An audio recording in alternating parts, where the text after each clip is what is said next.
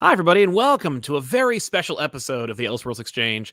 Because today I am joined by Geek History Lesson's own Jason Inman. Jason, welcome to the show. Thanks for having me, man. I love coming back into the comic population. Yes, Did I say it hey, right? you did say it right, man. Thank Look, you. look. I love you both, but you and Comic Storian have Oh very. my He's like, god. I'm always like, am I going to mispronounce this? No, yeah, no, and that's all deliberate, man. I Yep. remember very early on, like there was like this whole like got to get comic in the name, Yeah. and when we switched over our name years ago, I was like, I'm gonna have comic in there because last Yep. time it was a mistake. But yeah, that's part and parcel. Is you're gonna be like comics population? And What? I went the opposite way and said, I'm going to make up a brand new word. So people are like, Jaween? It's like, well, it's made up, so it can be whatever you want. But yeah, how do you pronounce it? Honestly, is it Jawin or Jaween? I always saw it as Jawin. Okay, I've always said Jawin. Sorry. Yeah, because it's the first two letters of all three of my names. It's Jason William Inman. Yeah, Oh, which is what wow. I learned. I heard that in high school, and I don't know whether it's true or not, but I always heard that Obi-Wan Kenobi Yeah. came from that same naming convention. Like that's how we got Obi-Wan. Oh. And George, it was like somebody that George Lucas knew, and he just put the first two letters and made Obi-Wan. Oh, that's fun. Yeah, That's fun. That's like what's his name? Noonien Soong. How apparently yeah, Roddenberry knew that guy and like just kept naming characters after him in case like that person would ever call him again because he wanted to reconnect. yeah. Well, it's the other thing. Like J.J. Abrams has the ongoing joke of Kelvin Yeah, the Kelvin because timeline. Yeah. he had Uncle Kelvin. Oh, I didn't know that. I just figured it Yeah. was because it was Absolute Zero or whatever. But Yeah, yeah. yeah, yeah. And I'm proud because in Lost, he's Kelvin Inman. Oh, hey, hey. Played by Clancy Brown. Oh, that is a high honor, man. I Yep. gotta tell you. So today we're talking about deaths in comics that actually worked this time, as opposed to all the other times that they don't. And you're here because obviously you have an amazing Kickstarter coming out, and we'll talk about that later on in the show. But for now, let's talk about some deaths that work. What do we mean? Like, because you were talking earlier off mic about how we want to have some criteria. What is that? What does this mean? Yeah, To say, like, because I think, and tell me whether you agree or disagree with this. It feels like deaths in this medium of comic books that we all love has become pretty regular. yeah, it's a plot device at this point. It's just a convention. Yes. It's used as easily as any other trope in fiction. Yeah, and it's lost some of its specialness, Mhm. especially like compared to when you think about like the insanity that was around the Death of Superman event, which was in '92, Yeah, long time ago now. But yeah, that is to me one of the last times that death in comic books felt special. And I know I said that like because most of my comic book reading time has been post that because sure. that's the event that got me into comic books. But now it seems like it happens 4 or 5 times a year, especially at the big two. Totally. And then 4 or 5 times a year, these said heroes always come back. Yeah, Or we yeah. know, or we're like, I remember, and we can get there's a lot of Marvel characters that Mhm. will die about 6 months before their movie comes out. And every time that happens, I know that they're going to come back to life right before the movie. Right, and the worst is when they don't. Like Yeah. Yeah. the death of Doctor Strange right now is that it just ended. Yeah. So Oh, there'll you be don't think they're going to sneak him back in real quick before I May? mean, so I don't know because the problem is with the death convention that is Hmm. being used so regularly today. I find that they tend to use it so indiscriminately and without any like kind of weight that Hmm. they don't really think about its impact or what that does, like the ripple effect on like the publishing line, the character, their history, where they're going, and they don't really they love to coordinate, and sometimes it works. Like Shang-Chi had an actual mini series that came out that Hmm. became an ongoing series when the movie came out, and while I don't think it sold a lot of books, it is a great book, and you should check it out. But So yeah, so I guess like to bounce yeah, off of what you just said, I would say like for our criteria, I think it should be okay. What deaths do we think were successful, and by that, what deaths do we actually think had an impact on the yeah, comic reader audience? And then also, I would say the other criteria would be which ones maybe they brought the hero back a little too fast, but the oh, story was good. right, yeah, Like the the actual send off was like an excellent story. But maybe the the return. turnaround, mm, you know, Yeah, it was kind of just haphazard, or they had the great idea for killing him, but not so much bringing them back. They just knew they had to. So it's like, well, Can we'll I figure it out. give you Please. what I think is an example of the second one? Oh yeah, yeah, yeah. Wolverine. Wolverine's return was so mundane. He just Mhm. appears in, I think it's one of those events. I don't remember which one it was. He's holding an Infinity Stone though. That's all I remember. Yes, I forgot because I was gonna say they did a second miniseries, Return of Wolverine, where he had Hot Claws. Oh, Hot Claws. Remember Hot Claws? Well, because they knew nobody read that other thing where he's just like in one panel and that's Yes, it. I Yeah, the forgot Hot about Claws, that. man. Yeah, the Death of Wolverine was a really solid miniseries. Like Yes. I loved that book, despite thinking to myself, well, he'll be back 5 years. Yeah. He was Now, dead. yeah, so now that's funny. Like that miniseries, I said the same thing, Sal. Like when they announced that miniseries, I was like, there is no way this is good. Uh-huh. But Charles Soule knocked it out of the park. Yeah. It's a really solid. They earned that death. Big time. And yeah, he was dead for quite a long time in the universe, but it was kind of downplayed because right after he died, that's when they brought in Old Man Logan. Yeah, they So never yeah. so there was a Wolverine around. Right, right. And it's funny when you look back at like events during that time and see Old Man Logan like filling his shoes and being like, "Who? What's up with Clint Eastwood? Why is he in these?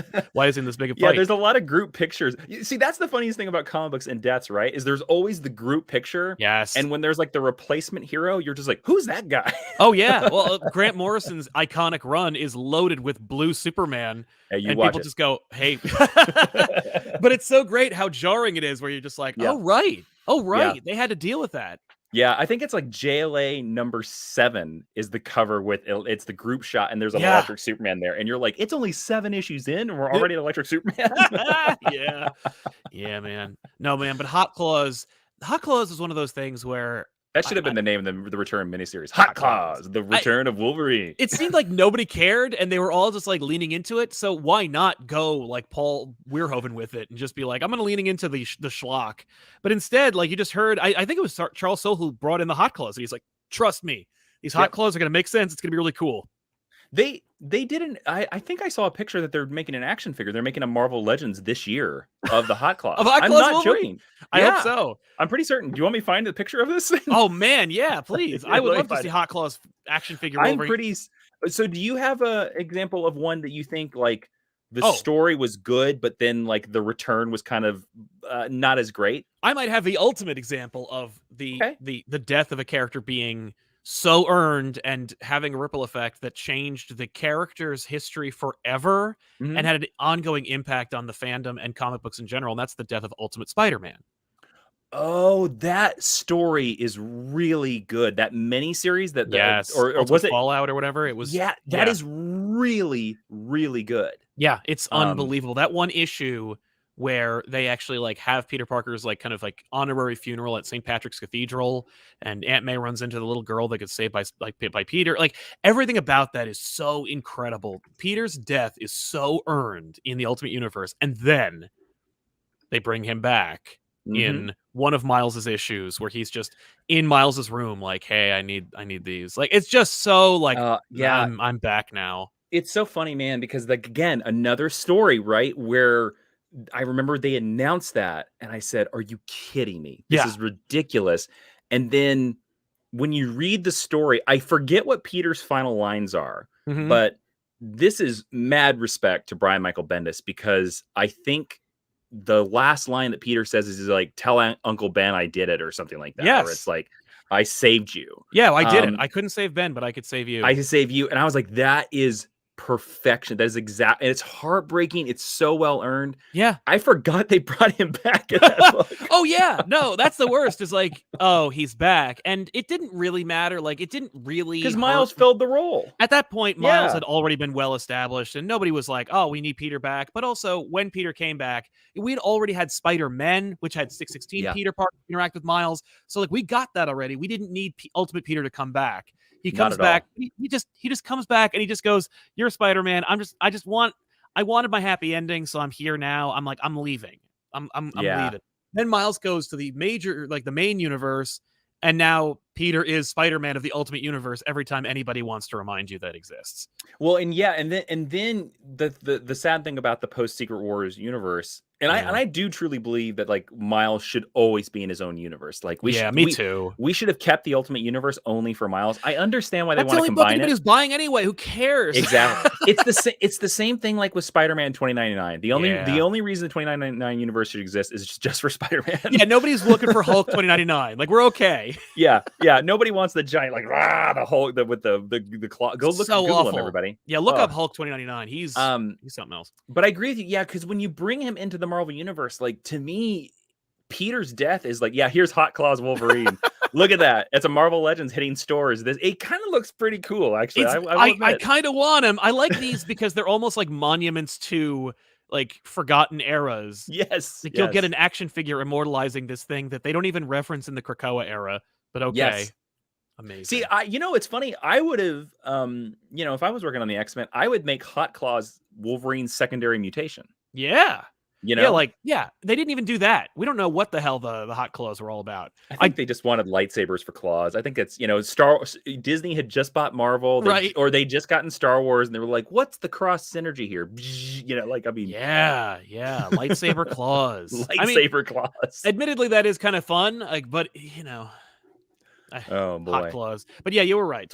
Miles belongs there. But Ultimate Spider-Man, Peter Parker's death yielded Miles Morales, and ultimately the death of the Ultimate Universe, but also, inclusion and acceptance and this wonderful character, an Academy Award-winning movie, like so much thanks to Peter's passing. And it was a well-written story to boot. Like that for me is one of the most successful. And that's the win. Like that's the win. Like that's where you get the win, where you're like, oh, the story of the death is good, it's impactful, and the fallout sticks or changes other characters. Right. It has that impact. Because if it doesn't change characters after the fact, then what was the point of it? Right. I mean, Spider-Man's one of those deaths where if he dies, it's actually more fun if it only impacts his circle. Like Captain America shouldn't find out for months. The idea that Peter is such a personal character that like Spider-Man's influence on everybody, but if Peter Parker died, it would only make like 6 people cry.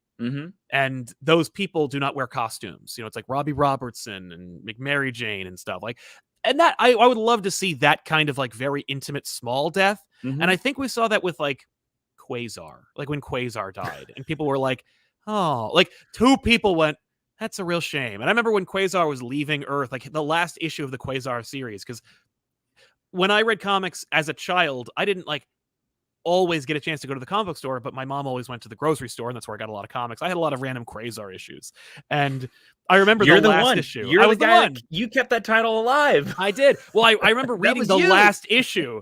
I got in too late, but the last issue is him like saying goodbye, and he goes to visit his parents. He's like, I'm going to space, and I might not come back. And like he runs into Spider-Man, and Spider-Man's like, what do you want? And he's like, oh, nothing. I'm saying goodbye. He's like, later. I don't know who you are. And so like Wendell is just having this like, his death, like the death of his book is not celebrated by anybody. His parents tell him to get the hell out of there. Like nobody cares. So when he dies in space and Annihilation, it's just like nobody cares. It's very sad. Well, that's very similar to the death of Captain Marvel. Yes, where they did it in Marvel, which I don't like. He's Marvel. He's Captain Marvel.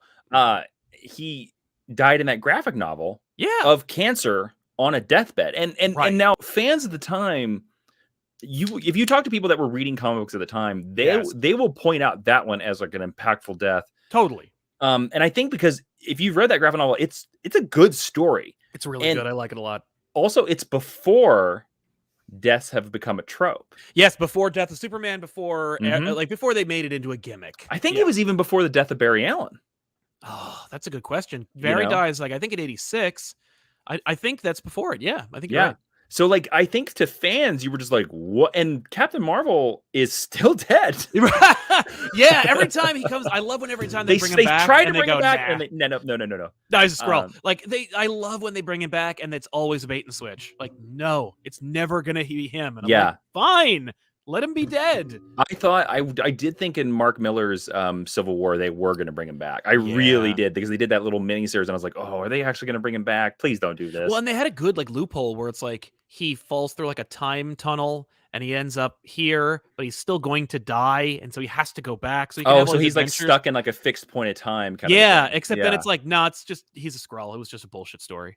And I'm like, okay, even better. Like, no, he died, and um, that's cool. Yeah. speaking, I want to talk about one that I think that I just mentioned, but one that I think works, is in a great story, works, Mhm. and then doesn't work at the like 20 years later. Yeah. And that's Barry Allen. Right. I think you're absolutely right, and well, let's get into it. Barry Yeah. Allen dies, right? So Barry Allen's death in Crisis on Infinite Earths is astounding. It's so amazing because it's I remember a lot of people that read this this series when it was published, they told me they were completely surprised. And when you read the collected edition, it's told to you in issue 1 that Right. Barry Allen is going to die. Like, you see it. And Yeah. you're and I guess like most comic fans, you're like, they're not gonna do it. Well, You know? they do a pretty good job of, he's a skeleton, like, it could be he swapped out or whatever. Mhm. Like, I'm sure, especially because it's the death of, like, the Silver Age of comics and it's Yes. entering into the modern age, a lot of people were taking it for granted That's a until good way to he put it. died. That was the death of, yeah, because he started the Silver Age, so killing Yeah, him is like the death of the Silver Age. exactly. Although it's weird because comic book historians will actually tell you that Right. the Bronze Age ends with Crisis and begins, I think, where I think it begins with Hard Traveling Heroes, is like what some Oh, people put okay. it. That makes sense. Basically it's where Speedy shoots up junk. They're like, that's the Yeah. Bronze Age because we are out of the Silver Age now. Right. I guess that's true. Yeah, yeah, the Neil Adams It- era. it's whatever you want. Well, because like we've been in the modern era for 30 years, and it's like, no. No, it's so funny. Like, so we did this for our podcast a little bit, like looking up what the periods were, Yeah. and now, so like now it's like some people consider, like I said, the Bronze Age starts somewhere in the 70s and it Mhm. ends with Crisis, Yeah. and then then it's the Dark Age, Okay. Oh, the and 90s? yes, and it goes from like 85 to like 95. Yeah, because it's all the Image and it's all the deaths and it's all the Yeah. stuff. And then the modern age starts in 95. Okay. And then the argument now is that the new 52 kicks off the digital age because it's Oh. the day and date. Okay, that's Yeah. fair. I like calling it the digital age. I would call it like the Mhm. copper or the tin age or something. Like Oh, interesting. Interesting. I call like the 90s like the aluminum period or something. It's just Yeah. something really like valueless. Well, I guess their argument is that, yeah, the modern age is like, because they point towards like Marvel Max and stuff like that. Yeah, that's true. That's true. Yeah, which I'm just like, okay, that's fine. But yes, I agree with you. We're definitely not. We have not been in the modern age for over 40 years. Yeah, we got to come up with another name, guys. But yeah, but Barry's death, Yeah. really impactful. It was, and it's like a footnote. Think there's about so much. Wally. Yeah, All of Wally happens because of Barry's death. that's right. Everything you get out of Wally, everything you like about the Flash, everything you viewer like about the Flash is It's from thanks to Wally. death of Barry. Yep. Yeah, Barry Allen on the CW Flash show is Wally Allen. Wally Allen, excuse me, Wally West. Well, he's an Allen technically, but yeah, no, you're Who right. is your favorite Flash? I don't think I've ever asked you this question. It's Wally. I mean, Oh yeah. and not. I don't have a favorite Flash necessarily because like I don't really care for Flashes. Like I'm not a big Flash fan, despite the neither. fact that like yeah, right. Yeah. I never knew Barry. When I was a kid, I only knew Wally. And Impulse was too in my face for me to Mhm. be excited about him, and those are all the Flashes that I would care about. Like Max Mercury, like I like them now as like relics or stewards or representatives of this fandom. Like I know that Flash, for me, like a family of books, like the Bat Family, the Spider Family. I Mhm. don't believe there should be a Spider Family, but like I feel like every time you And add there's a another, big Spider-Man family now. I It's know. huge. And you're a It, big Spider-Man guy. I am, and I think that Yeah. every time you add another hero to their family, you diminish the main hero. I feel the So same way about Superman. right, like Yeah. Superman is the last son of Krypton. And he's got Yep. like 18 relatives. Yeah. Yeah. There's 1,000 Kryptonians out there. Exactly. Come on. Like I liked it when like Yep. Mon-El was the only one. He's not Yep. even Kryptonian. Yep. That was kind of fun. Mhm. But like whenever you add more to the hero, I feel like it diminishes the main hero. And no one but nobody complains when a Flash is added. No. Like the Flash family, I think, is such a sweet, welcoming, hospitable fandom of like, you can go fast. You're part of the family now. Welcome to the team. I think that's really, really cute. And I'm like, so I have mad respect for Flash and the Flash family, even though I have no interest in like 18 people who can go exactly as fast as each other. Yeah, and I agree, and I think as well, like, we had Wally West.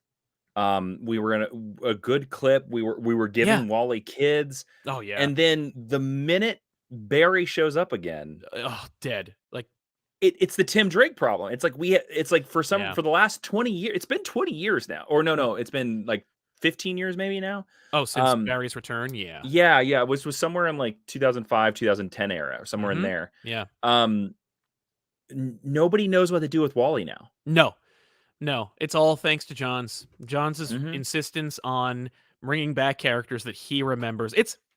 I mean, like, I think it's one of those things where you come to expect it in today's era, where it's Mhm. like the new guard is just going to return the status quo to what Yeah. they remember. And I don't remember that being a thing up until like 2006. Oh, interesting. Like, sort of where, like, maybe the superhero fans took over the course of the ongoing superhero continuity. Yeah, yeah, because Mhm. like that's not to say that like fans weren't also writers. I remember reading, God, like I don't remember who it was, but it's somebody like Len Wein or, um, but somebody writing like a letter to like X-Men, being just like, "You've ruined X-Men. They're not spacefaring Yeah, heroes," and then I was them gonna say taking over the book, and I'm like, I so was gonna fans have been say doing that, I yeah. think Len Wein, Marv Wolfman, and they're the gentlemen that did the oh god, they did the unofficial Avengers Justice League crossover. Yes, yes, the one In the that wasn't approved 70s yet. that wasn't approved. That to me is where I'm like, "Oh, that's where the first fans are now the professionals." Exactly, Yeah. exactly. But But even I agree they with are you, interested in like adding it's to gotten it. even more. Right, but I feel like they wanted it to add to the zeitgeist as opposed to being like, "Let's just replace it with what I remember when I was a kid." Len Wein invented Man Thing and Swamp Thing. Right? Yeah, he's like, "Well, I'm over here now. How about another Yep. Swamp Yep. character?" Yep. Uh, And Wolverine. So we have him to thank for Hot Claws. I'm sure Len Wein would have something to say about Hot Claws Wolverine. Honestly, as I recall, as I understand it, when Len Wein was such a wonderful, lovely person, he would have been like, "What a cool idea!" Like he would have just been Yeah, very nice about it. I was lucky enough to get to interview him a couple of times before he passed away, and I remember one of the first questions I ever asked him was I said, "You've literally written every character that's Yes. out there. Who have you not written that you would want to?" And his answer was Doctor Who, which I was like, "That's a great answer." And he was like, Wow. "Yeah," and he was like, "I've never touched the TARDIS, and I would love to." That's cool. Oh, Yeah, he was an awesome. Yes, he would probably be like, "Well, hot claws are great, and I'm gonna figure out a way how to make them work." exactly. He would You just know? they wouldn't have asked him to write it, so he would have just been like, it's like Stan whenever he's like, "Oh, I don't care what they do as long as you're buying the comics." Yeah, exactly, Uh, exactly. Well, I mean, look, it's so funny, right? We look back at the greats yeah, as these perfect, untouchable. Yeah. untouchable runs, and it's like, go back and read some of those runs, and there is just as much goofy and let's just say it, dumb stuff then Right. as there is now. It never the amount never changes Yeah. because creativity never changes. That's right. Sometimes you're gonna hit a home run, and sometimes you're gonna hit the girl in the stands with the ball. I don't know Right. what happens, and you're gonna give Yeah. her a black eye. It's gonna happen. I mean, the books have to come out every month, and Yep. it's like they're not all going to be winners, Yep. but Yeah. you want them to come out. If you want Well, gold, you're going to have to keep mining. it's the same thing I say with, like, it's so funny because, like, there's the big thing now where, we have these giant IP shows Yeah. that have like 8 episodes or less, right? Right. And people go insane when there's a bad episode, Oh my right? god. Yeah. When there's one bad episode and they're just like, "Oh my god, I'll never watch you again." And I want to say to these people, like, do you remember when shows were 25 episodes a season? By the way, Right. less than 10 years ago that was Yeah. happening. No, Less than 10 years ago. like And 5. and when they were 22 to 26 episodes, there would be like 8 bad episodes a year. Right. Like, oh no, how many times have I been told to check out a show and then go, "Oh, you can skip season 4." Yes. I'm like, "A Yes. season? Yeah. A lot so, happens in a season." so I'll forgive one bad episode out of 8. Yeah. I've got a really controversial character whose Throw it out there. death is great. I think it's one of the most iconic deaths in comic book history, and their resurrection is like, meh. but also it's wholly controversial to say because it changes everything and created a whole new fandom, and that's Jason Todd. Oh, interesting. I think that Jason Wow. Todd is way more interesting as a corpse than he is as an anti-hero. I agree with you. Well, here I come the agree with you. comments. I agree with you. Or here would be my change of this, because Yes. Under the Red Hood, fantastic animated movie, also written Yes. by Judd Winnick. Same guy. Smart idea. Same guy. Yeah. Yep. Uh, Same guy. And that event is great. The moment in Hush, Batman Hush, is great. It's everything after those stories Yeah. that you're like, what are we doing? Is he a bad guy or is he a good guy? Right. And that's just editorial being like, we Mhm. want to have our cake and eat it too. I mean, Yeah. like, and Jason Todd, Red Hood is one of those characters where people love to remember all the awesome stuff and forget about everything else. They just forgive the really like, terrible or weird situations he's in. And Jason's been around for so long that he has had like It's been like whole 15 years now. He's right, been like resurrected. Yeah. you can have a favorite version of Mhm. Red Hood where it's like he is an anti-hero, he is a villain, he tools around with Bizarro. You know, like there are at least 3 or 4 different versions of Jason Todd. Now he's in charge of Task Force Z. Like he's actually a leader of a team. I mean, it's not really a team, but you know, the same thing. Okay, so here's the funny thing. Yeah. So Jason Todd first appeared in 1983. Yes, pre-crisis. Yes, and they killed him somewhere around, I can't find it here. I think it Somewhere was like 86. it's I think I was going to say I think it's like 88 or Oh, 87. you're right. It's 88. It It's has to be 88. after. It's post-crisis, and it's like it's right before the movie. So he has spent more time as Alive. resurrected Red Hood Yeah. than he ever was as Robin. Yeah. Yeah. For me, the resurrection of Jason Todd is similar to making Gwen Stacy into a superhero. Mhm. Now, Spider-Gwen, I think, manages to toe that line. And ironically, I feel like the DC equivalent of Spider-Gwen is Thomas Wayne Batman because it's an alternate reality dead character that is now tooling around as that dead character, but in a superhero costume. But for me, the death of Jason Todd is like one of those moments where it's like, it's Batman when it's a consequence of Batman being careless. You know, there's nothing more iconic than the death of Robin. You know what I would have loved to have happened? Yeah. And you stated it perfectly, where they said that they want to eat their cake and have it too, is Yeah. that when he came back, I would have loved for him to have become like the Doctor Doom of the DC universe. Because think about that. Yes. Right? A person trained by Batman Yep. should be the universe's worst supervillain. Right.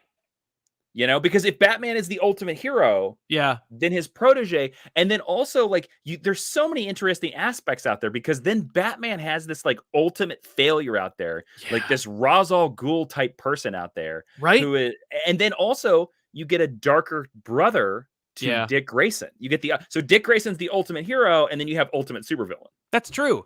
And he allows it. What's great about Doctor Doom is that he can be a terrific supervillain for multiple characters, just like that version of Jason Todd could have been. Like he could have been a great villain for, you know, people saying like, who is Nightwing's greatest villain? It's like, oh, it's Red Hood, or like, you know, his greatest villain. Oh, it's Red Hood. Like, and that would have, you could have made him Nightwing's greatest villain. Yeah, that's exactly. And Doctor Doom also helps the Fantastic Four, even though we know he is a villain. Right.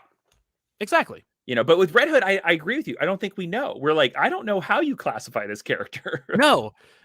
Similarly, go ahead. No, I was just gonna say he's around. That's how you classify him. Right. He exists. He's used a lot. Bucky's one of those things where Bucky's death for me is, there's nothing iconic or interesting about it. It's more like inevitable. Yeah. You know, it's kind of like Uncle Ben or Thomas and Martha Wayne. Yeah, he is, or the entire planet of Krypton. Right, like almost like he was created just as an example, just to prove how serious that situation was. So now he's Winter Soldier. Like obviously, the Winter Soldier is more interesting than rip off Robin. Okay, so I want to bring up. So this is a perfect segue into one of them that I thought had a great story, but the return was like, and it was done because of a movie. Oh, Captain America. Yes. So he dies. He's assassinated during Civil War, That cover is iconic of the Yep. fallen hand with the blood. That story, and then it leads into Bucky having an astounding run at Yep. his Captain America. Him being Captain America is my favorite part of the Ed Brubaker run. That's fair. It's really good. Well, because you know what it is? It's a genuine continuation and natural progression of his story. Like, Yes, resurrected, and he goes from being like a man without a country, a man without a without an identity, to being Captain America. Like, how incredibly well orchestrated could you get? With that? And then they brought Captain America back in Captain America Reborn, and I know this because I was buying all these single issues. Yeah. And it was a couple of months before Winter Soldier. Yeah. Which is why they brought him back. Which is a shame. Or no, first event. I think it was First Avenger. Was it first? Oh, it was like Cap's first movie. I'm uncertain. Yeah, I'm gonna figure it out. That makes sense. Yeah, if it was 2000. Well, Cap Avengers comes out. Well, Civil War was 2008. There you go. So I think it probably was First Avenger. Yeah. No, because Avengers is 2012. Oh, maybe you're right. I don't know. Let's see. Here, Death of Captain America, Wikipedia. Come on, Wikipedia. Here we go. 2007 to 2008. So it would have been First Avenger that they brought him back. Okay. That makes sense. Yeah. And I like Reborn. Like, Captain America Reborn is a fun miniseries. It is a fun miniseries. It's really well drawn, too. Yeah, I think is that Brian Hitch? It's got to be Brian Hitch. I think it is.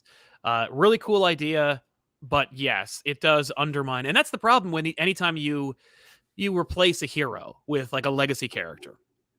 Yes. Is you better stick to your guns. Well, it's like, man, I love Dick Grayson as Batman. Yeah. That run is great. The Grant Morrison Batman and Robin. I mean, I have the absolute of it out there because I love it so much. But I knew we all knew from the get-go he was not going to get maybe a year.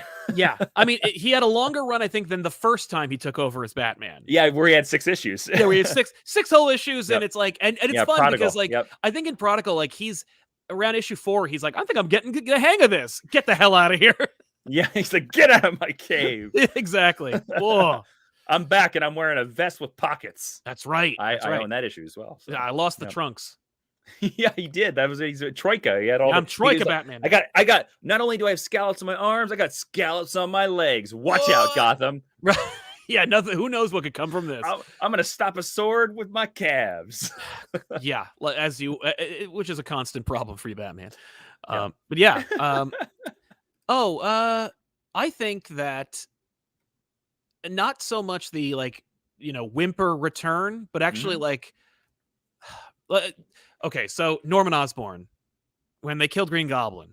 Yeah, but he's died. Hasn't he died and come back like 3 or 4 times now? I'm only talking about the first time. All right. Sure. When he's in the night when Stacy died, they killed Green Goblin, and it's like so earned. It's so cool. Impelled with his own glider. It's so great.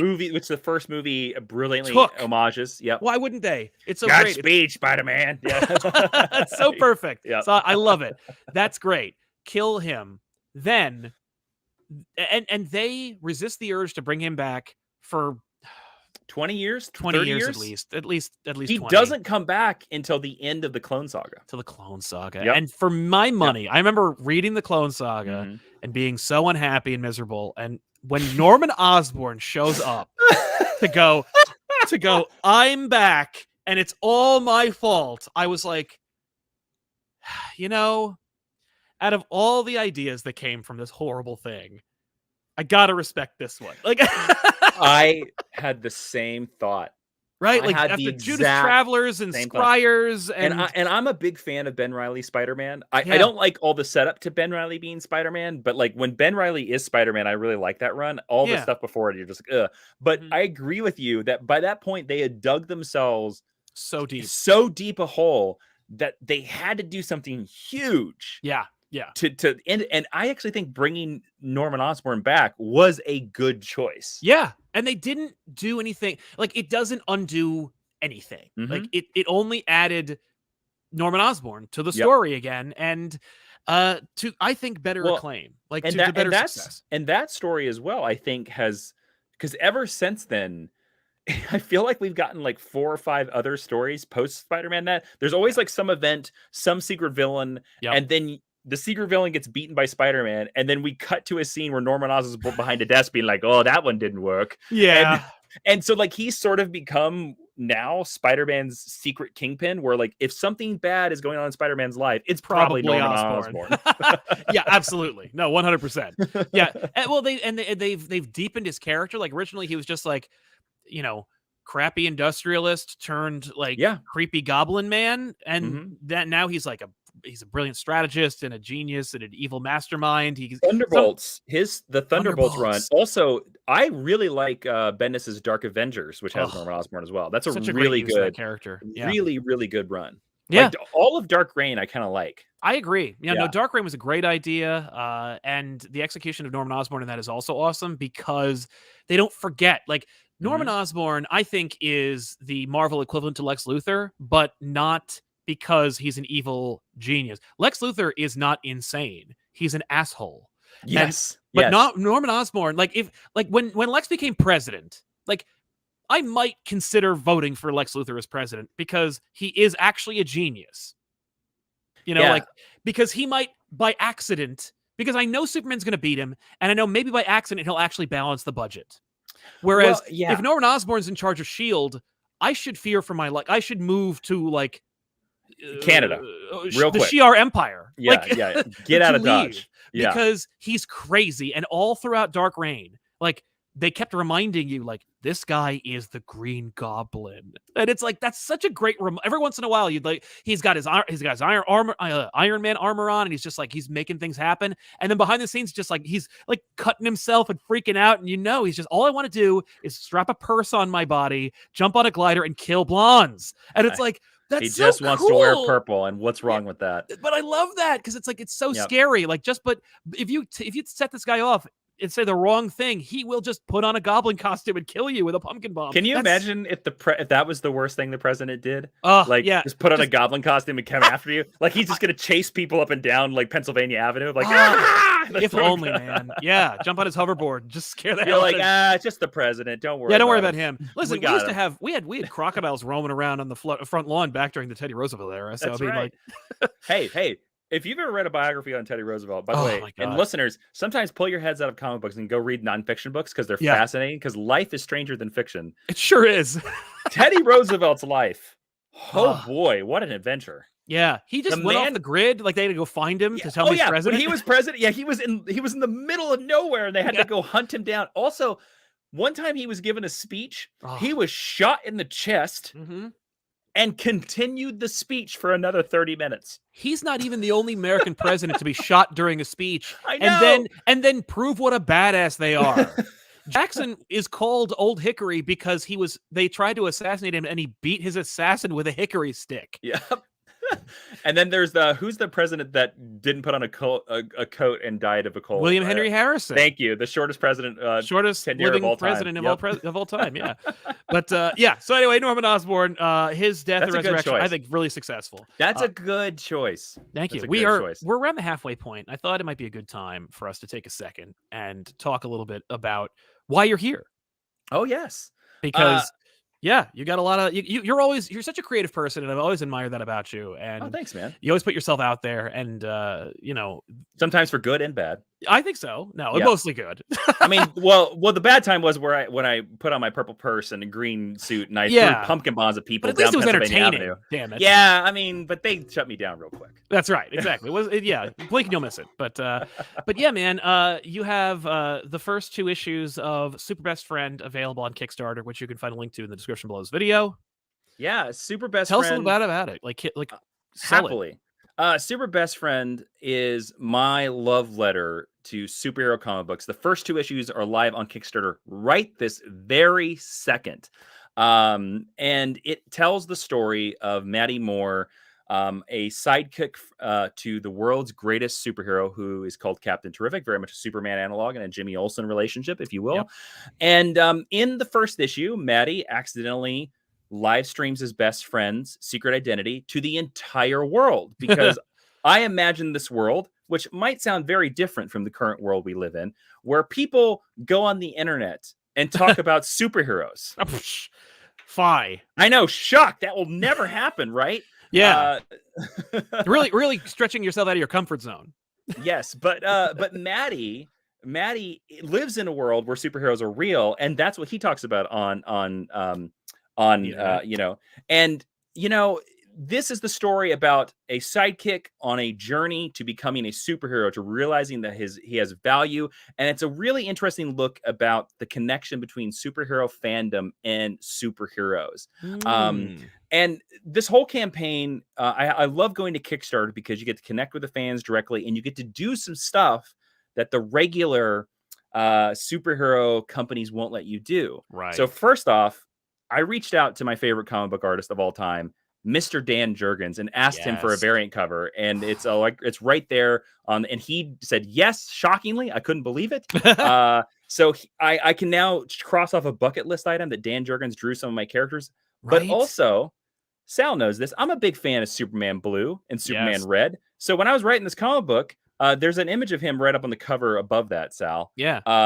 Of I made Terrific Red and Oh my Cyborg god. Terrific.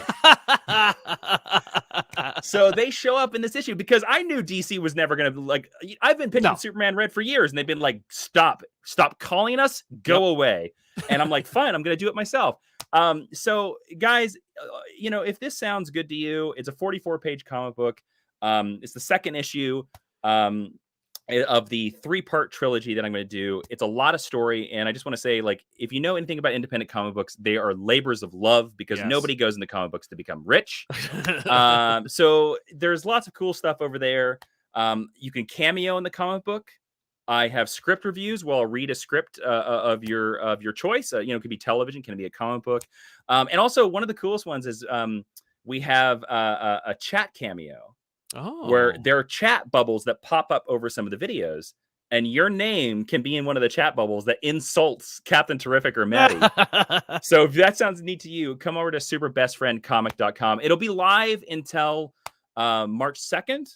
Okay. And we have a lot of cool stretch rewards that are happening and stuff like that. There's a great, there's another Superman Red homage cover. It homages the very first Superman Blue cover, Superman 123 by Comicer Girl. Yes. It's that one right there. Yeah. Yeah. Let me get it here. And it's a dialogue cover, which I think is a lot of fun as well. So if any of that sounds great, come over to superbestfriendcomic.com. And I will say this, I'll throw that out to your listeners. One of the stretch rewards are Pogs. No. So okay. I did not warn me about Pogs. I'm going for the fun, man. Like, again, the last campaign I went for a foil cover because we don't see those anymore. No. This campaign I was like, okay, what can I do that's kind of 90s-ish and fun and zany? And it was Pogs. So that's one of the I won't tell you which stretch reward it is, but Super Best Friend Pogs are coming if this gets a lot of support. You know, so it's such a great idea. Pogs, man. Now here's my question. Did you actually find a group that made Pogs, or did you have to like basically reinvent Pogs to get them to work? Fun fact, there is actually a company out there that still makes Pogs. Okay. Yeah. Well then you could have ComicPop. We may need Comic Pogs. Yeah, Comic Pogs. You should do it, man. Dude, I seriously, now I'm thinking about Put it. the 4 of you guys on the different Pogs, and then the logo is the 5th one. Yeah. Oh my God. The couch is the slammer. Yeah. Yeah, there you go. Such a great idea. Is that what they were called? The slammer? Yeah, oh the my heavy God. one. Somebody just wrote Super Best Friend slap bracelets. That is such a good idea that I'm writing that down right now. But that's what all the super best. So like when you read this comic, guys, I know it's not the superheroes are used to, but like, and there will be analogs, but the whole thing is that it's fun. Like there's, and I will say that I've built every character in this universe to be able to be spun into their own stories that are all in different genres. Now, I don't know if that'll ever happen, but I will tell you that one of the superhero partners of Captain Terrific is this character called Machine Marine. Okay. And she is a Marine that comes back from the war and basically is injured and has to be rebuilt with cybernetic components. And it's sort of a darker, I would say, horror comic. Ooh. And she is in this. She is in this comic book. She makes a couple brief appearances, but there are lots of surprises. Again, all the funds from this are going to issue 3. So issue 2 is basically done. George Kamadias, who's man, he's blown up. He's drawn a new John Carter series, and he's drawing Buckhead for Boom currently, which is a great book. Yeah. This is all to pay him to draw issue 3. He's got 4 more pages to draw of issue 2, which he will finish by the end of this month. So by the time the campaign's over, the book's done. Wow. So it'll be ready to go, and then hopefully we go to issue 3. And I'll just say, guys, issue 3, I've had the last page of Super Best Friend planned since the very beginning. Wow. Hey, So I know that's exactly always what nice. it is. Yeah. Yeah. That's always important, right? Like knowing where the hell it's going and having that plan and sticking to it. Now, of course, like, yeah, that's so great. All right. Yeah. Well, check it out. Super Best Friend. Now what's the website you can go to directly? Super Best Friend. Superbestfriendcomic.com. Super Super Best Best Friend Comic. Friend. Friend Comic.com. singular. Yeah. There's Okay. a YouTube channel out there called Super Best Friends. So don't go there. And No then relation. And then no relation. And then if you go to superbestfriend.com, I believe it's like an educational website. So don't go there. Superbestfriendcomic.com, or come to my Twitter. It's all over. There's a link in the description of this video too. Just click that. It goes directly to it. It's easy. It's easy peasy. Oh, Super Best Friend. Okay, Leo Moreno also says Super Best Friend Funko Pops, which is great. I will tell you, my plan for the 3rd campaign, for the funness, action figures. Oh God, that'd be so cool. Action figures. Yeah. I have wanted action figures of my characters forever. I remember when Kevin Smith made the in-action figures for the Clerks cartoon show. They're so great, and I'm like, these have to be cheaper than making a regular action figure. And I have a Jupiter Jet action figure. No kidding. Yeah, I had one custom made. It's up. So oh, hold on a second. This is backwards. Hold on. Here we go. Oh, okay. So that is the card back to the Jupiter Jet action figure. Awesome. I just found a gentleman. He's a very cool Instagram.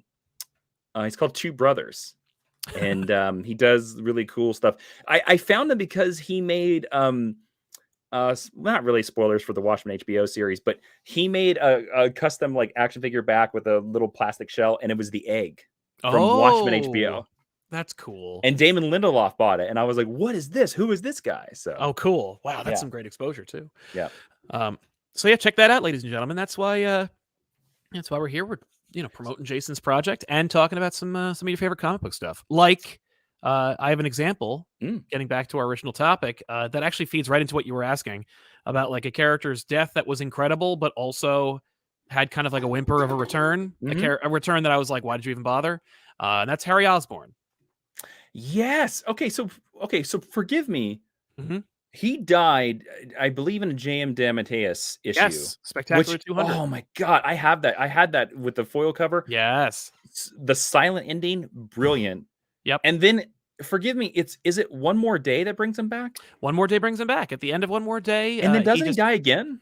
He's died at least twice since then. What is with these Osborns? I don't know, man. Well, it's that crazy formula. No, Nick Spencer, I feel so bad for him because he got Secret Empired again, man, with this Spider-Man run. And you could tell he really wanted to like redeem DeMatteis's run and put some things back in the bottle. Like he really liked Kraven's Last Hunt and was like, Kraven's Return sucks, so he put him back in the ground and fixed that. Harry Osborn, same deal. He's like, nope, he's fake. Like the one that's been around, it's fake. And I've been saying that since the beginning. I've been like so excited about the idea of like, oh, Harry's been walking around as a clone, and the real Harry died in 200. And more or less, that's what happened. Yeah. And it's like, thank you. Oh, so that's canon now. That's canon now. I will be honest with you. I read that run.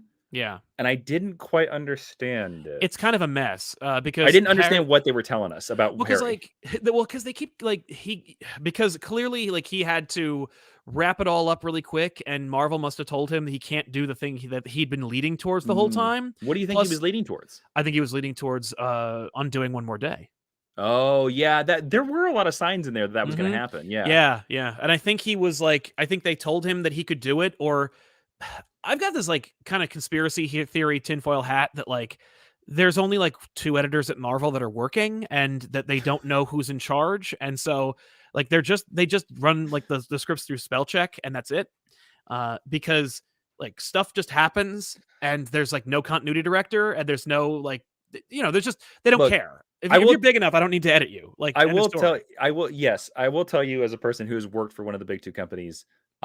Look, being an editor on any of these books is a thankless job. It's a hard, thankless job. You get all the shit, none of the credit. Yes, you don't get any of the. You get all the blame and you don't get any of the credit. So, like, first off, we should say that. Yeah. But second off, they are dealing with so many books, right? And so many, and when I say creators, we always think about writers, but you got to think about writers, inkers, colorists, letterers. letterers. Yeah.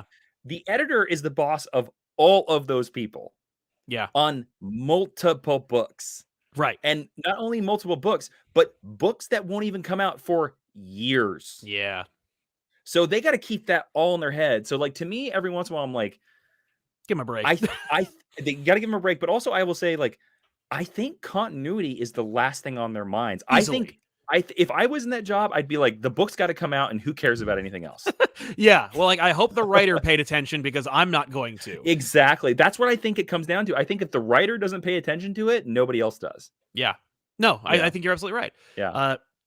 And in that case, I think that he was just like he was writing his story, and then like he was 3 issues before the end, and like somebody Sapolsky got the script, and he went, this undoes one more day." Yeah. And he's like, "Yeah, I've been doing it for 2 years." And he's like, "Nobody told me this." Like I genuinely feel like that's the case. And it was like, yeah, well, it's like who's the current CB Sapolsky? yeah, that's Sapolsky. Yeah, it's like Sapolsky was like, "Oh, what the hell?" Like, Yeah. Legit, like just being like, "Oh, well," I can imagine maybe his editor, like whoever it was, I don't think it's Wacker anymore, but somebody going to Sapolsky being like, "So I need your approval on the script," knowing full well they're not going to give it, oh, and yeah, just yeah, being yeah. like, "Here, I need your approval on the script. Just give it a read. Maybe he'll skim it and he won't know." But he reads it. He goes, "This says the marriage still happened at the end," and they're like, yeah, it does." So instead, he undoes Sin's past. Like he changes that so that Oh yeah, the JMS story. yeah, so that Gwen Stacy and Norman Osborn's kids, they were never their kids, and Good choice. Norman and Mary Jane and everybody else got hypnotized into thinking that really happened, and they're really clones. And I'm like, whatever you need to do. This is the problem. This is a different because there is a death I really want to talk about. Yes, but there please. is. But this is the problem to me. With modern Spider-Man. Yeah. And I think the problem, and this problem sort of exists in the Fantastic Four, and I think it's the reason why I've been enjoying Dan Slott's run because he's been doing a lot of new stuff. Yeah. But I find there's a problem in Marvel Right. where if the only things you reference are the Stan Lee things, Right. your bucket runs dry very quickly. Oh yeah. Well, all they were doing was building too. So it's Yeah. like it's all just setup. Yeah. So like, and I find that happens a lot with Spider-Man because a lot of people are just like, let's do the goblins again. And you're like, I think they've been done enough. Right. But every time they add a new character, like I remember all through Big Time, they were like, no old characters, only invent new characters. And the only one that made it was Mr. Negative. Yeah, but look, he got in the video game. Yeah, but that's one. There was another one. Who's the car character? Oh God, Overdrive. Overdrive is in the game. See, I consider Overdrive to be a big fat joke because he I think he that's drives the a point. car. I think that's the point, though. No, but Screwball is also a joke, but that's a Dan Slott character. Like, yeah, well, the one Big Time, they really wanted Alpha to be a thing, and then I think the entire comic audiences were like, we don't like this character. No, but that's the thing, right? Like, we gotta try. I will tell you this. Yeah, I like Big Time. And Right. I like Big Time because it is Dan Slott with a bat swinging as hard as he can. Yeah. And sometimes he whiffs, like you're gonna like every person going at the bat. Yeah, of course. But he hits home runs, dude, in that run like Superior Spider-Man. Yeah, that's true. You know? He has a lot of success, and even when he fails, like there are some like outstanding moments within the run. Like I would say this, like I was not a huge fan of Silk when she was introduced. His Silk sucks, but everybody else's Silk is way better. Yeah. Yeah, but what they've done with the character since has made me be like, oh, I'd love to see her in a movie. Okay, totally. You know, no, yeah. you know. Well, everyone else kind of like took that character and said like, well, let's remove all the creepy sexual overtones. Yeah, that was the problem with it. We were like, what is? Yeah, and like, and what are you trying to say? Like, not. I'm not like implying anything. I'm just saying like, but what's the point of doing it though? Like, why? What does this add to the mythos, the character, this world? Like to make this character like this? But anyway, yeah. So okay. So one, I have two here. I have one that I think is a complete failure through and through. Bad stories, bad resurrections, has been killed and brought back several times. Jean Grey. Yes, Jean Grey. It is so much. It's a joke. Everybody, you know, it's funny. Like there are lists out there of like some of the best comic book deaths, and like Jean Grey is always on those lists, and I'm like, why? You know, before they brought her back. Yes, then when killed they her originally again, killed her. Yeah. Then brought her back. then killed her again, then brought her back now. Yeah. Before all of that, I would have said, yes, that story is great. But it's one of these things where it has been, like, to me, retroactively knocked down. Yes. Because that original story, the original Dark Phoenix saga, is fantastic. Yes. And her death is really good. But the fact is that, like, now it's become a joke that she dies and comes back and dies and comes back. So when you read the original death, it has no impact. No. I remember that. I remember reading that book before all of her, like, resurrections and having the impact, like, knowing the impact. But it really is just like the cultural implication of so many stories does affect it. It's like the same thing every time I talk about, like, when I'm like, oh, one of my favorite Batman stories is Dark Knight Returns, and there's always somebody, like, there's at least 4 people that trip over themselves, like, no, me, it's overrated, and I'm like, right on, like, I appreciate that, but, like, you didn't grow up watching Joel Schumacher movies and the Adam West TV show. Yep. And having this subversion show up that completely rocked your understanding of the character. Yeah, I agree with that, because I was the same way, because when I read it, Changed everything. It rocked my world. I was like, oh my God.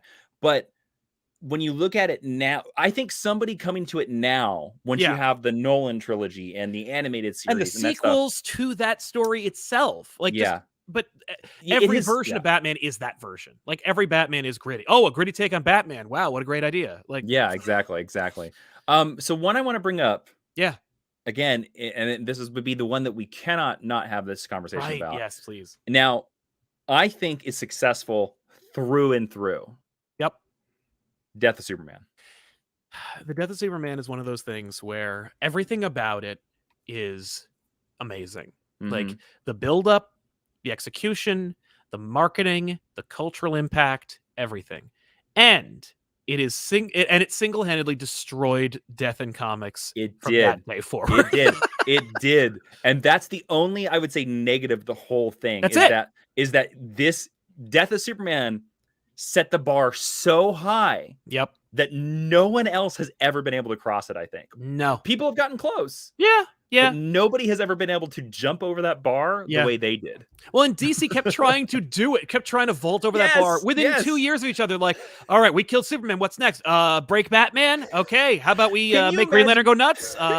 Can you imagine the pitch meeting, though? Or the creative summer. So they just, like, the sales numbers, it's like 93. The sales numbers of Death of Superman are in, and we're there, and, it's Mike Carlin and all the usual suspects. And they're just like, what should we do to Batman? Should we kill him? Somebody's like, no, that's harsh. Let's break his back.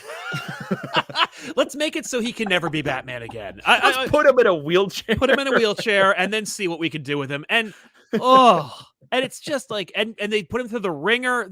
I will never forget, as a small child, picking up, I think it was in Batman 497. It was the first issue of Nightfall. Yeah. Where Batman 500 is Asbats. Yeah. That's right. Batman, maybe it was the issue where Bane opens Arkham and, like, lets all the villains out. And Batman, he's just tired. He's tired. He's like, oh. The last panel is him just screaming into the ether. It's so great, because, like, usually, if you want to draw, like, operatic anguish, they, like, have their hands ringed and they're, like, shouting into his arms are flat on his sides. He just walks silently from the ruins of Arkham, looks up in the sky, just yells, and I'm like, it blew my mind. And, like, the older I get, the more I get it. The more I'm like, yeah, that's right, Batman. Yeah, most of that. It's so funny. You can tell, like, the age of the creators working on that storyline. Totally. Because when you're young and you're reading that lead up to Batman getting his back broke, and most of it is like you're saying, it's just Batman screaming, or he's just like, oh, I'm so tired. Well, he's getting that 5 o'clock shadow throughout the book. Like, he's so tired. So tired. I love it. He's never been more tired. And when you're young, you're just like, well, that's weird. But as you get older, you're just like, oh, I totally understand Batman. Yeah. Batman is broken in his bathrobe at his house. It's just so, like, there's so many scenes where, like, he has the rings under his eyes. He's like, oh, I'm tired.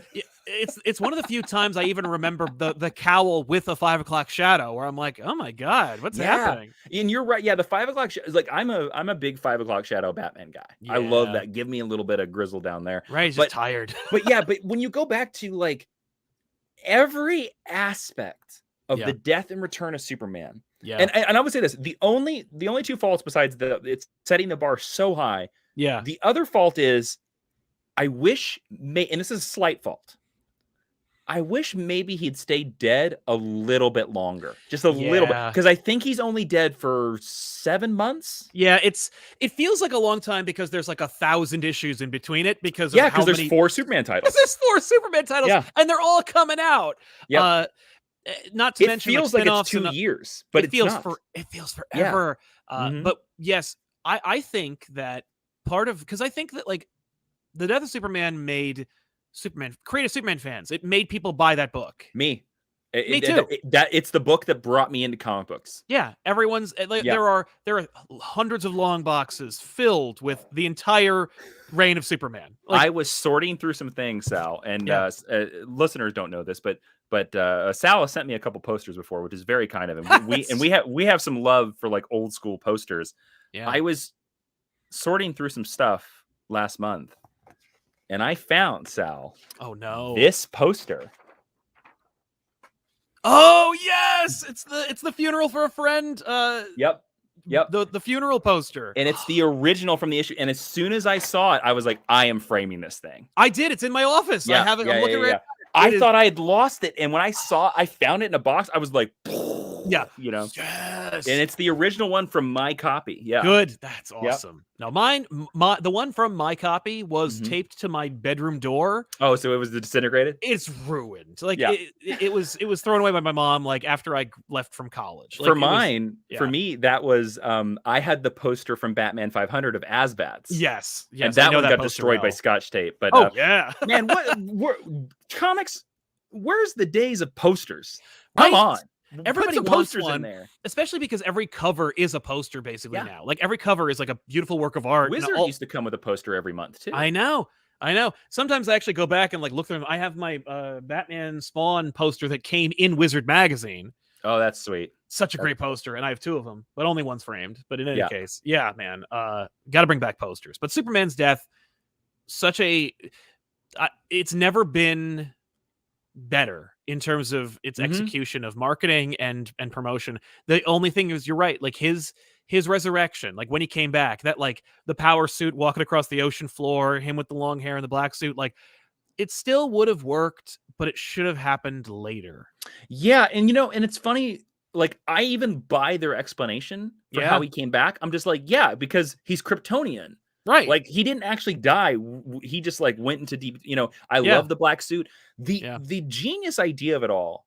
The genius idea, there's 2 insanely genius ideas that are so ahead of their time. Yeah. And that is one, for when they were counting down to the death, Yeah. they did the countdown in the panels. Readers, if you go read those issues, the 4th issue to his death is an issue full of 4 panel pages. Yep. The 3rd is 3, 2, and then the final issue is nothing but spread splash pages. Yeah, just full page images. And it's the subtle countdown.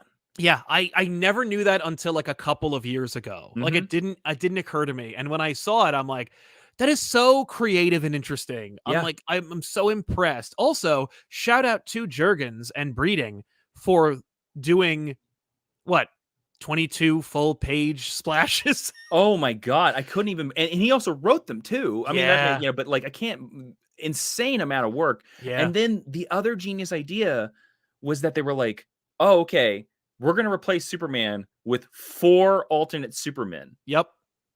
Because there's 4 titles. Each of them has to have their own title. And they're so genius. drastically different. They're so unique. Yeah, one's a teenager, one is a black man in America, and it's written by Wheezy, so it's great. Mhm. You've got the Cyborg, which like You got a chance to bring back Superboy or a Superboy, which A I still Superboy? love that Superboy. yeah, everyone. I mean, like that's the best new Superboy. It is. In a world where you should have in a post-crisis DC continuity where Superman is the last son of Krypton and there is no Supergirl, and the only Supergirl is a putty monster that's looking like Supergirl. Like Yeah, Matrix, right? Was she yeah, in Matrix. Yeah. There's there are no other Kryptonians. Like Yeah. the closest thing is Connor. Yes. Like Connor's a clone, and he's not even a clone of you, really. Like he's only No. part of a clone of you. Like, yeah. just, And yeah. it's just like from top to bottom, Yeah. just it's weird to me because when you think about just comic books, Yep. to me, it is hard to beat that time period for Superman. Yeah. Because it's just like everybody, the artists, the Yep. writers, the events were just on fire. Yeah. You Yeah. know? Well, because everybody is just there is no the cynicism came from like marketing and the executives, but like all the creators are just trying stuff, trying Mhm. new things, and they're looking over the wall and seeing what everybody else is doing. You know, like Jim Lee is just like, oh, look at this flawless depiction of something that should never exist, and everyone just going like, oh my god, you know, and everyone else doing their thing, like Dennis Cowan doing something, like John Bogdanov doing like their own thing, Yeah. friggin' Jurgens at the top of his game, like so many different Mhm. artists, even in the bullpen, like Mark Bagley is doing work that's just like, eh, Also, think about that's yeah, Stuart Immonen is in this group as yeah, well. he is, yeah, yeah. Yeah. He, I think he wouldn't come into his own until after the 2000s, I but agree, but if you look at his stuff, he's still like, whoa, like yeah, he's genius. Like, well, yeah. like J. Scott Campbell actually drew pages Oh, back did he? then. Like, yeah, like he drew Gen 13 for like the Wow. longest time, and like they're great. It's it's fascinating because like, you know, he hasn't drawn a full page comic book in probably 20 years. Well, because he doesn't need to. He So, doesn't need yeah. to. But like back when he did, Yeah. he was really good. It's like when what's it called? Like when you see Greg Land's original work, his first work, Yes. With it's really Sojourn? good. Yeah.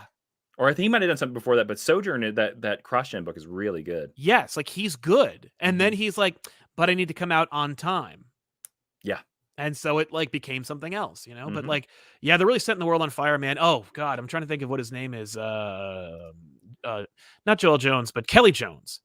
Oh, yeah, he was drawing Batman at this Drawing time. He Batman, drawing some the crazy shit. ears that were 20 feet tall. Yeah, but just like trying stuff and like Yeah. every prestige bound, like Run Riddler Run, like all these random books that just look like you'd never get away with drawing a book like this. It just looks like No, jazz on the page. Like, yeah, and I also think, again, like, I think, uh, and this is so weird because they were corporate then, but yeah, I think the mainstream comic books now are too corporate. They're so yeah, corporate about, well, they've gotta be pieces that can be adapted yes. instead of being comic books. Yeah, yeah. I wonder if they are even being adapted so much as they're just like it's writing for the trade, it's creating for the trade. Mhm. Like I was looking over a book. I was thinking about what to do for back issues, and I was looking over Avengers Operation Galactic Storm or whatever the hell it was called. Oh, I remember that. Yeah. And I was like, well, let me look through this really quick. And I'm like, I can't make heads or tails what the hell I'm looking at right now. Like and I'm just but then I looked at like Donny Cates's Thor, Mhm. and it's like so readable and so like direct and it's so decompressed. It's like two things happen in that book, and yet it's 6 issues. You know, like Operation Galactic Storm is like maybe 8 or 9 issues, and yet like Oh, there's yeah. there's like 100 pages of book in that thing, and it's like All the old books, yeah, and I'll say, like, that's something that I do in Super Best Friend, and maybe for ill, but I feel the same way about that, where I'm just like, "If you're buying my comic, I'm gonna give you story. Like, right. I'm gonna give you beats." Yeah, well, and they're conditioned to do it. That's like their world is like, oh well, I know better. Like I need to earn my paycheck. I don't want to get replaced by one of these other people who are Yeah, like who are stepping on shoulders to get in line. But yeah. yeah, man, comics are very different, and like the death thing, like the conventions we're seeing are, they're shorthand. They're not like events. They're not like No. I feel bad for Josh, who's doing the Death of the Justice League, Oh, Josh and Williamson? yeah, where it's Yeah, like Death of Justice League 75, and it's like everyone going, "Oh, this isn't gonna last," and I'm like, "It's an homage to Death of Superman. Like, it's not supposed to yeah, last. yeah. It's like a fun wink and a nod." And I'm like, I feel like he's maybe 10 years too late to do that Oh, interesting. because Huh. like I don't think anyone's gonna get it. You know what I Yeah. mean? Well, because our nostalgia brains right now in pop culture only go so far. Yeah, It's the thing I said, like, look, I love The Mandalorian. It's a great show. yeah. But if you've ever seen a Western made before 1980, you're realizing that The Mandalorian is literally ripping off every Western that exists. Oh yeah, Yeah. No, down to the plots Right. are like beat for beat stolen from Western movie. And I'm sitting there being like, this is High Noon. Doesn't Yeah. anybody else see this as High Noon? And nobody does. In my case, I'm like, I want High Noon in Star Wars, so I don't give a shit. Sure. But yes, well, it's the same with Supergirl. Like, I love Supergirl, and it's Yeah. just true grit. Yeah. Like, it's unabashedly true grit, and I'm like, we can just do that. We can just take another story and just put another character in it. But that's fine. I think it's fine to me as long as it's like the only problem I have with it is when and it's more from the fandom side than the creator side, because we have been homaging Shakespeare and the Forever. Odyssey forever. So I don't care about homages. I'm more concerned where the fandom will be like, this is the most original thing ever written. Yeah. And you're like, no, it's not. Like, you don't even know. Well, that's why it's like so important. Like, history is important and context is important. I remember, and it's like, this could be old man shouts at cloud, or it could be just like, this is one of those things where as a kid, when I like found out about the world of comics, I was like, I was exposed to this history, and I knew the only thing I knew was I knew nothing. And I'm like, oh, my job is to go back and find it and like learn about it and know it. And the more I knew, the more I wanted to know. And so I'll bring this poster back. Yeah, please. Because God, again, look at all the characters. Yeah, this poster, and the thing that got me into comic books was because I looked at this poster and I had no idea who anybody was. Right. And so I was like, I need to figure out who all these people are. Yeah. This not knowing created my love of comic books. Yeah. And not having Wikipedia created my love of comic books. It was the first time that I realized Batman and Superman were in the same universe. Oh, wow. Yeah. Yeah. You know? Oh, yeah. Did you notice, by the way, have you looked at that really closely? Did you see that the Atom is standing on his coffin? I have. Yeah. That took me years to find out. Jurgens is a king, and that's why I'm like, again, I'm still I know that he got to do a cover for you. That's friggin' amazing. Yeah, I mean, I bought the original art for him. Oh, good for you, man. I have the pencil because I immediately, as soon as he said yes, I was like, and I'm buying your original art. Don't give it to anybody else. Yeah, no, that's so cool. Oh, so really quick before we wrap up, because I know there's so many characters we could get into. Maybe we'll speed round them a couple, but I want to get into a couple super chats because everybody was kind enough to sponsor today's episode, because this show is not sponsored by anybody except for the audience. So Psycho Red, great to see Jason back, threw money at the Kickstarter bright and early this morning. Oh, I know Psycho Red. Hey, buddy. Yeah, long-standing fan. Sam Nichols, hey guys, happy to catch you live. Happy to have you, Sam. man. RK, hey guys, what is your favorite misremembered death, like Barry Allen, Skeleton Man, Jason Todd and the Bomb, or Connor Kent and the Tower Collapse? Yeah, because people think like, oh man, the crowbar killed Jason Todd. It's like, no, he blew up in a bomb. Interesting. The most misremembered death. Oh, you mean like we remember the wrong thing? I don't. That's a good one with Jason Todd, right? There's so many of them too. Yeah. Well, I mean, like I mean, would Gwen Stacy sort of count? Because everybody thinks it's the fall, but it's actually Spider-Man's web that snaps her neck. Exactly. You know? And that's so deliberately in there. It's like, how could you forget? Sam Anderson, since I've been reading it for the first time lately, the death of Morpheus in Sandman is interesting, as it's basically a suicide, and for me, one of the least emotionally grasping deaths in the series. Oh. You know, that's interesting. I actually really like that death because I've always thought, and I've never heard an interview either way to confirm or deny this. Right. I've always thought it was Neil Gaiman telling us that the dream always has to end. I like that's what I always thought about it, because dream always end. You always wake up. Yeah, I think you're right. Yeah. Oh, that's nice. Duckade, Norman effing Osborn. Yep. We're two peas in the pod here. Max M, can't stay long, but here's a little support. Also, are there any side character deaths that you really liked or gave good endings to supporting cast? Oh, interesting. Yeah, man. I mean, back in the day, Elektra kind of counted, but like she was also a character in her own right. But I mean, we never got around to talking about the Human Torch, even though that was an event. I think Jonathan Hickman, he's not really a supporting cast, but I thought Jonathan Hickman handled that death really well. Agreed. Yeah. He came back too soon. Yeah. I'm trying to think about, I'm gonna say this too. I kind of liked it when Aunt May was dead for a while. Me too.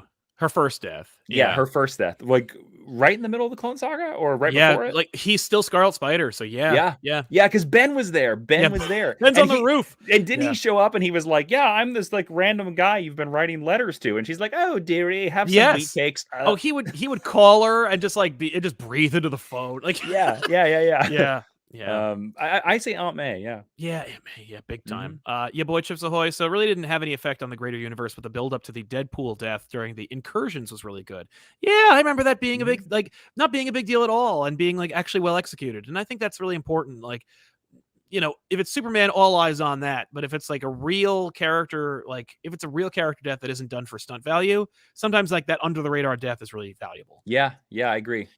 Shady Sam, obvious one, but Kraven's death is amazing, and not much has been done with him since that justified his return, even if it's clone or kid or whatever. Yeah, that's why he's dead again. But I think, I think that's why a lot of people don't touch him, because it's like, how can you beat that story? You can't. Yeah, and I guarantee you, anytime you see Kraven now, like people don't know that he's dead. Like they don't know that's his clone.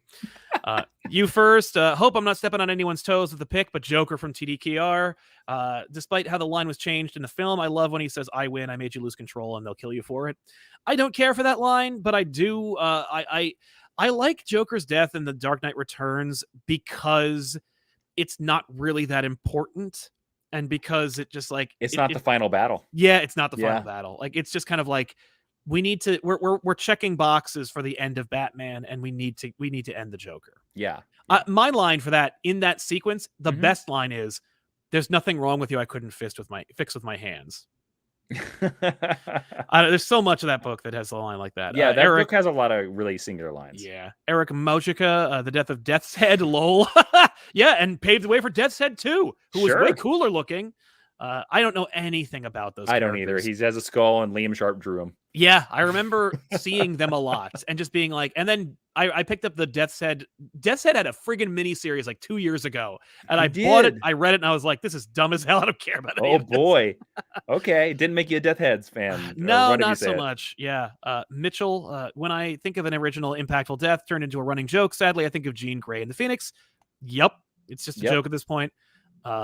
CJ Stevenson, I prefer Batman and Superman to have families, as it shows character progression and furthers their development, gets them from stuck in a place of Arrested Development. Loner superheroes to me become boring and repetitive.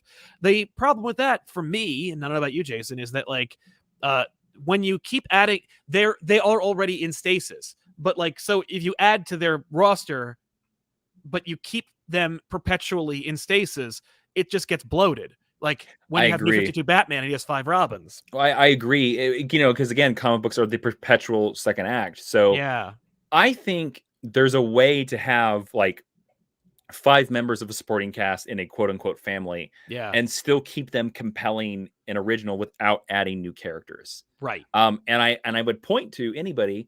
Go look at soap operas that have been running for 40 years. And if your answer to that is like, oh, soap operas, I'd be like, what do you think comic books are? Right, exactly. They're soap operas. Yeah. Big time. Oh, X-Men the Animated Series were my stories. You know, like that was it. You turn it on, they're just crying and screaming. I'm like, this is exactly the same thing as what instead of saying turn on my stories, you're like, gotta go to my news rack. That's right. My comic book shop. Yeah. Kingsport Cal, I love Red Hood, but Jason Todd should have stayed dead. He's a cool tattoo. Also, is Jean Grey still alive? I don't remember. Yeah, everyone's alive because of X-Men now, man. They're perpetually alive now. Yeah, actually, everyone is Jean Grey status, where they can. It's actually easier to kill an X-Man now than ever. Yes, it is. Yes, it is. Which is an interesting. I'm glad they've made that a story point, though. Me too. Yep. It's very like meta, where they're like, death is irrelevant in the X-Men. It's like it always was.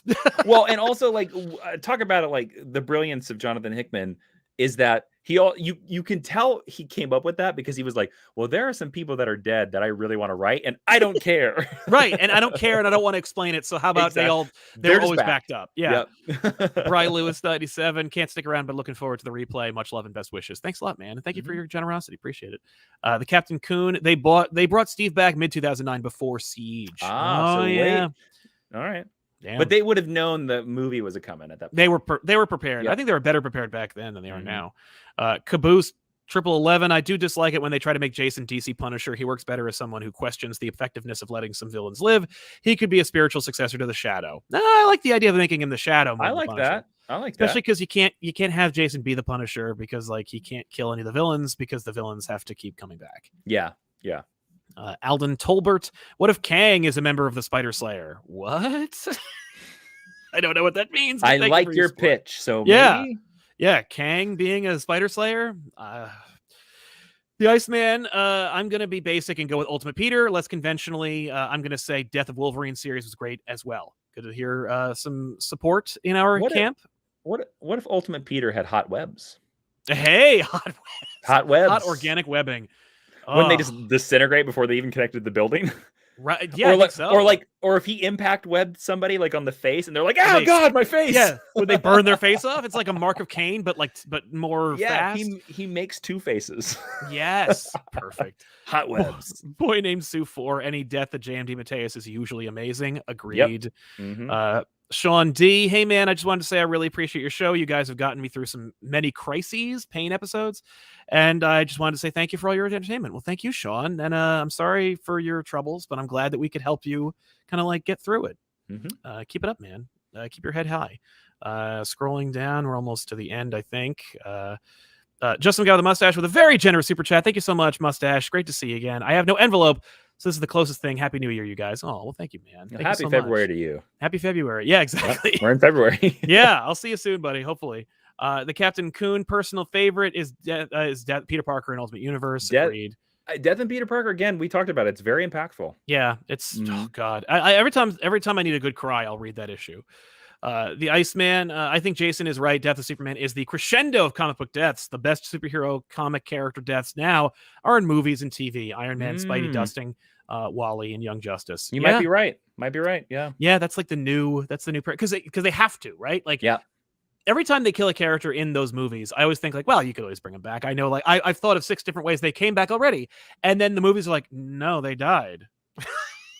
I mean, look, they're gonna bring back Iron Man in some way. You think? Oh yeah, yes. I think only in like the big one.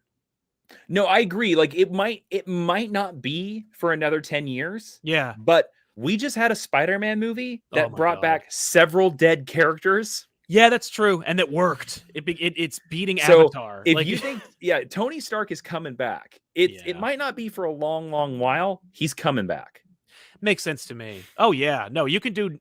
No, Secret Wars will become the No Way Home of the Marvel Cinematic Universe, and they'll pay all of them to come back, or whatever new Avengers is, or the Galactus, whatever big thing they go to. They will literally pay everybody because they know it'll be the only way they make $3 billion. That's right. Ray equals out. Not sure if it's been brought up, but whatever happened to the Cape Crusader, definitely a favorite in the kill off the hero trope. It's a good book. It is a good book. It's a really good book. Just Sean D. Gene Scott. Thank you. Good pull. Dean 5897. Opinions of Dead Cord's death. You know what? I like it because it really galvanizes Booster Gold to find Jaime Reyes. Yes. Although I kind of wish it had been with another character instead of Ted Cord. I feel bad because Ted was so expendable. Like it just proved how, because remember when he was beaten by Doomsday and he was in a coma for all that time? It just reminded me of that. I'm like, Doomsday shoves his head into a rock. Yeah, that's right. Like smashes it. He should be pulverized, and somehow he's in the hospital. Right? I mean, listen, man. He slammed Booster Gold's head in the door. I think didn't he pull Booster Gold's arm off or something like that? No. He just broke the costume. Okay. Yeah, that's right, because that's where he gets his big clunky Extreme Justice. Gotta get the Extreme Justice costume. Yeah. God. There you go. And Dr. J. Anyone remember when Hulk died like 6 times and they made an award-winning series about it? Yes, I do remember that. Yeah. Matthew Terlaga, thank you very much for your generosity, man. Speaking of Jean Grey, in the Ultimate Universe, after the death of Cyclops, she completely falls apart, dyes her hair black, abandons Xavier's dream, changes her name to Karen, starts working for Fury. Talk about a death that changed the status quo. Yeah, and so much that I didn't know that happened, and I never will read that book. I think that's Ultimate X. Is it really? Yeah, I think that's Ultimate X, where they like find Wolverine has a son that has like blonde hair. Yes, who's in this universe now, I think. But I kind of dropped off of it because there's a certain point where they do some storyline. It's kind of the point where I said goodbye to the Ultimate Universe, where Captain America, there's a civil war. Captain America becomes the president of the United States. Right. And they put mutants, I think, in concentration camps. And I was like, I am out. Right. You can't. No. Yeah. The Captain But fair. Coon. Kane's death in Grim Hunt was all right, but I think Peter using Kane, the use of Kane was cool, if a little out of character for Peter. Yeah, Hot because he webs. used he used his hot hands on that. Hot webs. Hot webs. Hashtag hot webs. CJ Stevenson, what are some characters that were needlessly killed off, like Alfred? What are some characters that you guys feel should be killed off? I don't know if anybody should be killed off except for Rogolzar, and but otherwise, any character has a lot of potential unless they're created to be an action figure. Oh no, Jason, you're muted. Hang on. Or did I lose sound? Let me see. All right, hang on.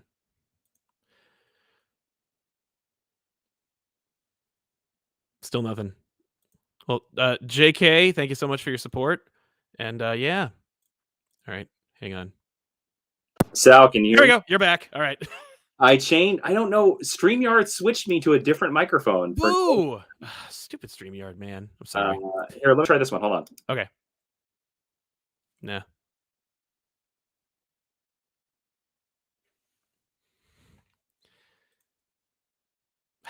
Oh, well. I'm sorry. There we go. No, I heard a click. Yeah, I heard that. Okay. I don't know. That's weird. All right. Well, I can hear you. You're fine. You can hear me? Yeah, I can hear you. Oh, thank God. Yeah, you're good. All right, maybe we should call it then. I think you're right. I mean, we've gone 25 minutes over the usual time. I had a short list. I just really quick. Uncle Ben, obviously. Krypton itself. The Waynes. Oh, Krypton, yeah. Yep. Thomas and Martha Wayne. Well, Uncle Gwen Ben. Stacy. Uncle Ben should always die. Of course. And Yep. stay dead. Elektra was cool, and Colossus's death was also really impactful. Oh yeah, I forget about that one. Right? Yeah, they always because like who cares anymore? Yeah, right, right. Legacy virus. Yeah, who even cares? So you got Krakoa now. Well, we have real viruses now. Well, so we don't care about your comic book viruses. Were they just afraid to talk about AIDS, and they were like, yeah, and they were just I think it popped up somewhere in like 89, 90s, and when you think about that, you're like, oh yeah, this is definitely like an AIDS allegory. Right? They're just like we gone are the days when like Stan Lee was like, I don't care if we're not going to get approval from the Comics Code. We're going to talk about drugs. Yeah. It's like, no, we still want to get approved. Let's just not say the word AIDS. Meanwhile, I remember I was just actually looking through an old Spawn, and hey, there's a death that didn't matter when they killed Al Simmons. Oh yeah, I was gonna say, didn't they kill Terry at one point? Oh yeah. Yeah. Oh yeah. And you're kind of like, okay, yeah, that's fine. Yeah. You're like, oh well, right? Yeah. But anyway, thank you so much for hanging out with us. Listen, Jason, it's always a pleasure. We should do this again. How about next week? Sure. I'll open it. I have a tight schedule, but I'll open it up for you. Thank you, sir. Thank you. Same time. Same time. How about same time, same place. Different same topic. Channel. Yeah, same bad channel. Yes. But before we go, it's always a pleasure, man. It's always a pleasure talking to you. The pleasure's all mine. Thank you so much for being here, man, and for making this happen. Superbestfriendcomic.com. Did I get it right? Okay, yes, you did. Yeah. 30 days, everybody. It's a 44-page adventure with a Dan Jurgens variant cover. And it is a fun, super. If you missed the first campaign, you can pick up the second issue. It's a lot of fun. Come over and check it out. And if you come in the first 48 hours, you get an exclusive sticker and an exclusive comic book that you will not get if you back any other time during the campaign. So, oh wow, come over there in the first 48 hours and be rocking. I will. I'm going to jump in very soon. Please. I'll happily take your time and your money, Sal. Any day. Good to hear. Thanks, man. And thank you all so much for hanging out with us. A special thanks to our super chatters for sponsoring today's episode. And we'll see you guys next time with an all new episode. You're going to get like a lot more Elseworlds as we go because Jason's here. We have another show coming up that's different. So just stay here, subscribe so you can get all of it. Because by the way, my favorite comic book YouTube channel on the internet, sir. this one, Comic Pop.